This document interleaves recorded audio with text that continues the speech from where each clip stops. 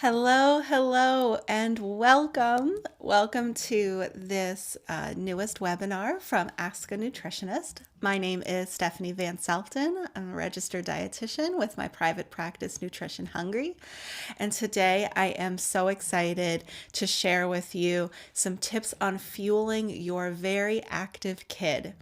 So whether your kid is an athlete, is spending all day playing on the playground, or just has boundless energy, today we will talk about how to help them fuel up and get all the nutrients that their growing body needs. So let's get started. First, what I want to do is share a little bit about me. Like I mentioned, my name is Stephanie Van't Zelfden. I'm a registered dietitian. I'm based out of Voorhees, New Jersey, just outside of Philadelphia. I've been a dietitian since 2015, and in 2018, I started my private practice. In my private practice, I work with kids, adults, and families to improve their health, well-being, and their relationship with food. My specialties include intuitive eating, various child nutrition concerns, like growth concerns, or picky eating, as well as disordered eating and eating disorder recovery, and nutrition for various medical conditions like diabetes, heart disease, etc. So if you are ever thinking that you would want to work with a dietitian for yourself or for your kiddo, please feel free to reach out to me. I'd be happy to see if I can help. Currently, I work virtually with folks who live in New Jersey, New York, and Pennsylvania. So if you live in one of those states, I can definitely work with you. If you are outside of those states, I'd be more than happy to help find someone in your area. So let's first talk about our active kids and the different nutrient needs for active kids and really for all kids in general. So you may have heard the term macronutrients before. These are major nutrients that we need a lot of, a macro amount each and every day. The first macronutrient is carbs. And I want you to forget everything you've heard in the past about carbs being a 4-letter word, because carbs are so good for our bodies. They are the premium gasoline for our bodies. They provide energy and fuel. So some examples of foods that are carbs are things like bread, rice, pasta, cereal, crackers, pretzels, fruits and veggies, and sweets. The next type of macronutrient that active kids need are proteins. And proteins are important for building and repairing muscle. So one thing that I'll mention is that we don't need to be so extra about protein. I know that it's very not trendy, but it seems to be a big focus in this country. We always talk about protein shakes and protein bars and all that. But most of us, including kids, get plenty of protein each day from foods that we eat. And kids' protein needs aren't as much as you'd expect. So for little ones, like kids age 4 through 8, they only need about 19 grams of protein each day on average. For older kids, 9 through 13 or so, it's around 34 grams per day. And for teenagers, it's closer to 45 to 55 grams per day. So kids can easily meet their protein needs just through the normal foods that they like. We don't need to be giving them extra protein shakes, protein bars, and things like that. And some foods that are good examples of protein are things like meat, dairy, eggs, nuts and seeds, beans and lentils, and soy like tofu. The next type of macronutrient for kids are fats. And again, forget everything you've heard about fats being a 4-letter word, because they are so important for our body. Our brain is 60% fat, so having fats in our diet is important for growth and brain development. Fats also help us absorb certain vitamins, keep us warm in the winter, and protect our organs. So they're really important. Foods that are good sources of fat include meat, dairy, eggs, nuts and seeds, avocado, and different oils. And finally, all kids need vitamins and minerals, and active kids in particular should be getting enough iron and calcium to help keep their bones strong and to help bring oxygen to their muscles when they're being active.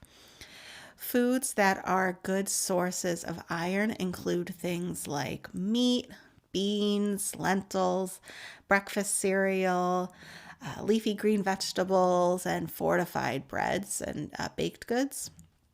And foods that are good sources of calcium include dairy, like milk, cheese, and yogurt. Some non-dairy drinks are fortified with calcium, like soy milk or almond milk. Leafy green vegetables, canned fish, almonds, and seeds. So now let's talk a little bit about how we can support our active kids in getting all the nutrients that their body needs, because it can be a little bit tricky. One of the unique challenges that I see with active kids is that they are just so busy. They're at sports practice. They are, going from competition to competition. They are bouncing all around. And sometimes they barely have enough time to sit down for more than a few minutes to eat. Also, what can happen is they might not feel so hungry during the day because they're so busy. But then when they do have a pause and their hunger comes back, they are ravenous. So here are some tips I have for your kids. Many active kids do well with having smaller and more frequent snacks or mini meals rather than having 3 larger meals throughout the day. Sometimes kids don't feel as energetic with a big meal in their tummy, so filling up just enough might feel better for their body. So it's absolutely fine to embrace this eating pattern and offer 4, 5, or 6, mini meals or snacks during the day. I recommend to include like 2 to 3 different food groups in each mini meal or snack. And remember, it doesn't have to be like what we think of traditional snack foods. It can be, your regular foods that you would have at your lunch, your dinner, just served in maybe smaller amounts. Another thing that we can do for active kids is trust and encourage them to listen to their body, even if their appetite surprises you. Sometimes active kids just have such a large appetite because they use so much energy doing their sports and activities. So we can help them listen to their body by asking questions like, how does your belly feel? Is your belly telling you that it's full, or is your belly still hungry? We can also help them choose filling foods to add to their meals and snacks. Foods that have protein, fat, and fiber are going to be more filling. And if you're noticing that your kid just never seems to get full, you might want to take a look to see if you could add some of those extra food groups into their meal or snack. So, for example, I know lots of kids love to have maybe some chips or popcorn as a snack, but the tricky thing is that those foods are not very filling on their own, especially for an active kid with a big appetite. So maybe it's adding a protein to go along with it, like adding a cheese stick or some trail mix, or maybe adding a fruit on the side as well. So you can create a snack that has several different food groups to make it more filling and satisfying. Many active kids also benefit from having a light snack right before sports. I find this especially helpful if it's already been a little while since your kid's eaten. If it's already been like an hour or two since they've eaten, they might need a little bit something extra to help power their activity. So having something light can be nice because sometimes a heavy snack might feel a little uncomfortable in their stomach. I notice that this happens with many adults too. I've had, several clients who enjoy working out in the morning, and they tell me, I can't have breakfast before I work out, but I like having something small, like a piece of fruit. So the same can be true for kids as well. And finally, offer your active kid a snack within 30 minutes after their activity or sports game is over to help them refuel and to start rebuilding muscle. So I recommend to include something with protein and carbs in it. So you'll see in the picture here some different ideas. So some examples might be some chips with guacamole, a granola bar, yogurt parfait with some fruit or some granola, a smoothie, or even a peanut butter and jelly sandwich. So I wanted to also include a few words about hydration because I know it's something that many parents worry about. It's a good idea to encourage your kid to drink water before a sports activity and to have them take, several gulps of water every 15 or 20 minutes when they're doing something more intense. And if they are doing a more intense activity that lasts for a long time, more than an hour, you can consider adding a sports drink like a Gatorade or a Powerade. I do not recommend energy drinks, but just a regular sports drink and not the sugar-free ones. One of the main reasons for a sports drink is to give your kids some extra carbs to fuel their longer activity. So you actually want the regular sports drink with the sugar in it to give them those carbs. And additionally, we can monitor kids' hydration, but we don't need to obsess over it. Fluid needs vary greatly from kid to kid. It depends on a lot of factors: their size, the sport they're playing, how long they're playing, how much your kid sweats, and the weather conditions. But you can keep an eye out and you can start to teach your kid about the signs that they might be getting a little dehydrated.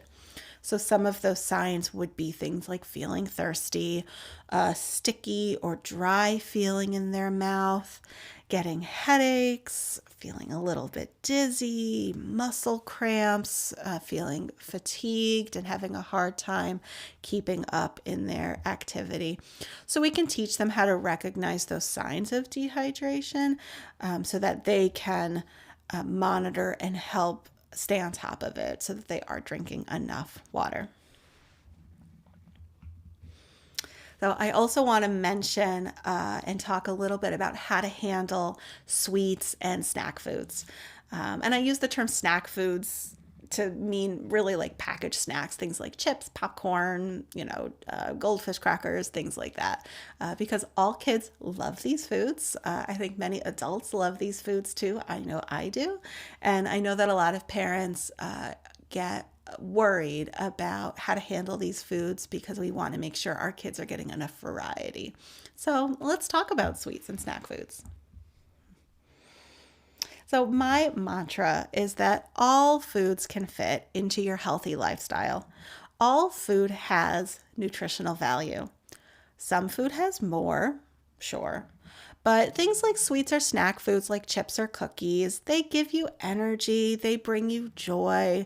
Not every food we eat needs to be jam-packed with vitamins.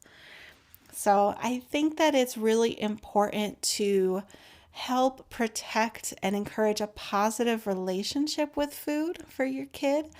And we can do this by avoiding labeling foods as good or bad, as healthy or unhealthy. Kids can internalize these labels and they can start to feel like they are bad if they eat a quote unquote bad food, or they can feel like they are harming their body if they're eating an unhealthy food. The truth is that no one food has the power to make you unhealthy. So I recommend to call foods by their actual name rather than these different categories that assign this moral value to food. So call cookies, cookies.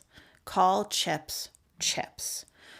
Don't use the term junk food or bad food or, sometimes food or anything like that. Just call them by their name. Sometimes for ease and simplicity, I'll use maybe a category like sweets or snack foods. That's what I've done here today. But I use those as descriptive terms. I don't say they're bad foods. They're sweets. They're fine to eat. It's also important to recognize that everyone likes sweets, and we all crave sweets, in particular when we are hungry. So I don't recommend to restrict or avoid or eliminate sweets or snack foods because it can cause your kid to feel more fixated or even obsessed with those foods. Sometimes you'll notice kids will sneak or hide those foods if they're not having them often enough. So I recommend to serve them, often. If you notice that your kid is craving sweets a lot and is asking for them a lot, one thing that you can do as well is think about if they're eating enough during the day. Maybe part of what's going on is they're getting very hungry, as can happen with active kids. And so if you're kind of suspecting that might be what's going on, consider adding another snack or two in during the day. Certainly you can pair sweets or packaged snacks with other foods that are more filling, things like fruits, vegetables, proteins, and carbs. And that can help you to be able to provide that sweet or snack food to your kid, but also make it a really filling and satisfying meal. So some examples would be you could offer cookies with milk and apples to go with it. You could also offer chips with maybe a cheese stick and some baby carrots on the side. So that way your kid is getting lots of different food groups for energy and filling power, but they're also enjoying, the joy and pleasure of having sweets and snack type foods. And the last topic that I have for today is about body positivity. I can't talk about fueling active kids while also mentioning the importance of body positivity for these amazing kiddos. The sad truth is that kids are exposed to messages that bodies should look a certain way or size to be healthy or to be accepted. And kids that are involved with sports sometimes feel pressure to gain weight or lose weight for their athletic performance. In my practice, I've worked with kids and adults who were athletes as kids. And, especially in sports that emphasize appearance, things like dance, swimming, gymnastics, and wrestling, there's a lot of messaging around looking a certain way. And it really breaks my heart to see kids think that there's something wrong with them because of their body shape and size. It's something that's really challenging to deal with, but it is what gets me up each day, and it's why I do what I do. So that's why I'm here, and that's why I wanted to include some messaging around body positivity. So what I'd say is this, remind your kid that kids come in all shapes and sizes, and that's a beautiful thing. Tell them this early, tell them often, remind them that, we come in all different skin tones. We come in all different heights. We come in all different shoe sizes. And we also come in all different body shapes and sizes too.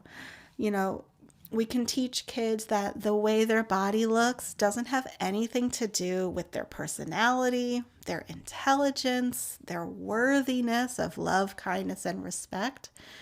And if you hear your kids coach or like a gym teacher or someone involved in their sport, if you hear them talking about dieting or losing or gaining weight, I would recommend to express your concerns and to talk with your kid about how, that's not what we believe. We know that people come in all shapes and sizes, and that's a really beautiful thing. And if you ever need another person in your corner to tackle that topic, please reach out to me. I got you, and I'd love to talk about it. So I want to thank you. And just a reminder that if you're ever interested in some one-on-one nutrition counseling for your kiddo or for yourself, please feel free to reach out to me. Like I mentioned before, I work with folks who live in New Jersey, New York, and Pennsylvania. I do virtual visits, and I accept most major commercial insurance plans. So if you reach out to me, we can schedule a meet and greet call so I can learn more about you and what kind of support you would like to have. So thank you again, and be sure also to check out my website where I'm going to have replays of these webinars, and you can see my schedule for upcoming webinars, and you can register for them as well.